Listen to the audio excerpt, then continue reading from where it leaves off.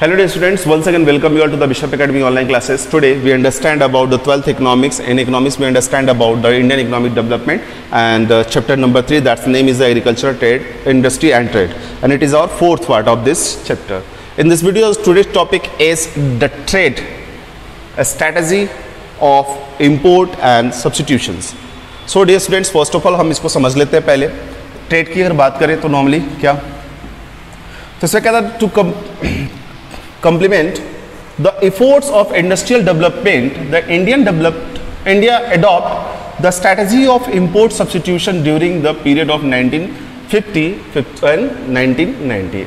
It is also the called the inward looking strategy. Inward looking strategy की अगर बात करें तो हम केवल अपने बारे में सोचते हैं इसमें, ठीक है. रीजन क्या रहा है कि 1950 और 1990 के बीच की अगर बात करें तो हमने उन चीज़ों के सब्स्टिट्यूशन पे ज़्यादा फोकस किया जो हम बाहर से इंपोर्ट करने का काम करते हैं.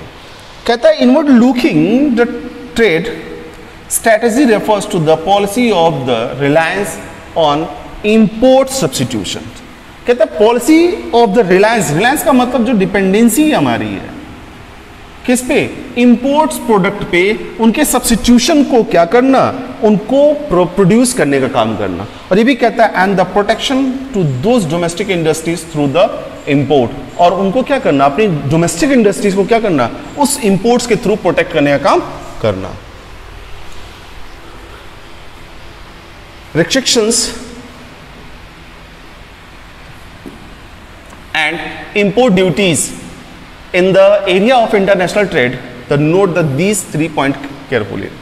So the import substitutions implies the domestic production of those goods which the economically has been the imported from the rest of the world. कहता है imports जब substitution की अगर बात करते हैं तो इसमें क्या कहता है, जो डोमेस्टिक प्रोडक्ट है उनको प्रोटेक्ट करने की बात करता है उन गुड्स से जो दुनिया के दूसरे कॉर्नर से आते हैं.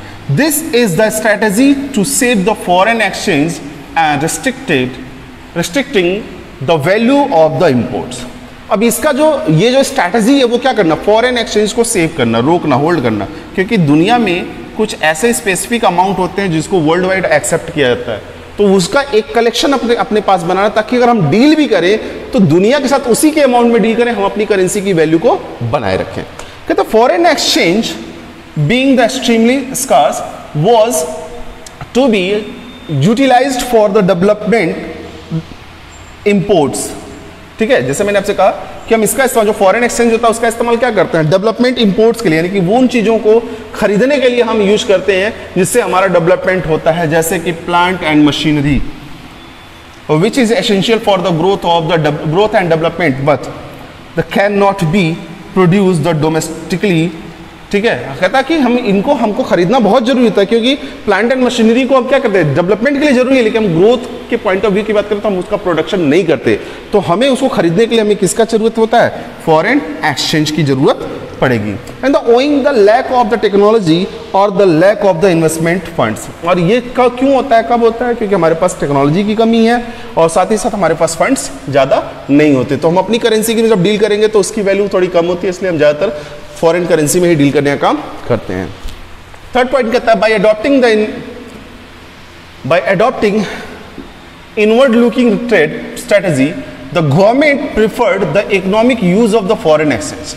जब इनवर्ड लुकिंग ट्रेड फैसिलिटीज की अगर बात करेंगे या ट्रेड स्ट्रेटजी की बात करेंगे तो गवर्नमेंट जो डील भी करती है वो उसमें भी किस चीज को प्रीफर ज्यादा करती है, फॉरेन एक्सचेंज, यानी फॉरेन करेंसी के साथ डील करना ज्यादा प्रेफर करती है, rather than the maximise the generation of the foreign exchange. उसका मोटो नहीं होता कि फॉरेन एक्सचेंज को ज्यादा से ज्यादा क्या करना, मैक्सिमाइज करना. जैसे यहाँ पे कहता है कि ये डीलिंग क्या है, थ्रू द इंपोर्ट सब्स्टिट्यूशंस, हम इंपोर्ट सब्स्टिट्यूशन को बचाने का काम करेंगे. क्या होगा, हमको चाहिए एप्पल, ठीक है, तो एप्पल की सिचुएशन की बात करें तो हमारे पास जो एप्पल होता है हम कोशिश करेंगे कि उसको परचेस करें, ठीक है, तो हम अमेरिकन एप्पल को खरीदने का काम नहीं करेंगे.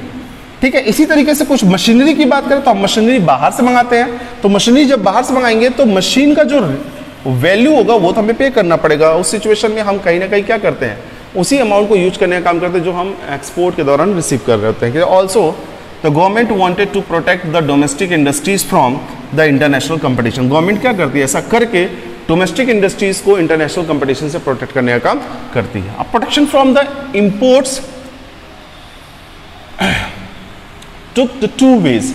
अब प्रोटेक्शन कैसे करती है गवर्नमेंट, किससे, डोमेस्टिक इंडस्ट्रीज को इंटरनेशनल इंडस्ट्रीज से, तो टैरिफ के through.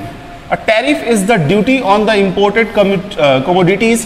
It directly increases the price of imported commodities, thereby the offering the protection of the domestic and the produce for the foreign competition. ठीक है, तो अभी आप कहता है कि इसको जितना ज़्यादा इंपोर्ट करेंगे उतना ज़्यादा एक्साइज ड्यूटी देनी पड़ेगी, ड्यूटीज चार्जेस टैरिफ देनी पड़ेगी। तो इससे क्या होता है कि वो प्रोडक्ट थोड़े से महंगे हो जाते हैं और लोग उसको खरीदने में थोड़ा टाइम लगाते हैं या नहीं खरीद पाते हैं। तो इससे क्या होता है कि उसके अल्टरनेटिव्स को जो अपनी ही कंट्री में बनाए जाते हैं उसको खरीदने का काम करते हैं। इसके साथ साथ कोटा वाइज कर लेते हैं, कहते हैं under it the government taxes the quota of the import of the different goods from the different countries. Thus the quota is a fixed keeping in a view the need of the countries. अब कोटा की situation जो होती है, Kota fix कर लेते हैं, कोटा से ज़्यादा, मान लीजिए आप 100 यूनिट का कोटा है, तो अगर 100 यूनिट से अगर ज़्यादा आप क्या करते हैं, इंपोर्ट करते हैं, तो उस सिचुएशन में क्या होगा कि गवर्नमेंट उस पर टैक्सेस लगाएगी। लेकिन ये 100 यूनिट तक अगर आप रखते हैं तो इसमें गवर्नमेंट आपसे कोई टैक्सेस नहीं लगाती, क्योंकि वो उसकी जो ज़रूरत होती है वो अपनी कंट्री की रिक्वायरमेंट को फोकस करके करती है। अब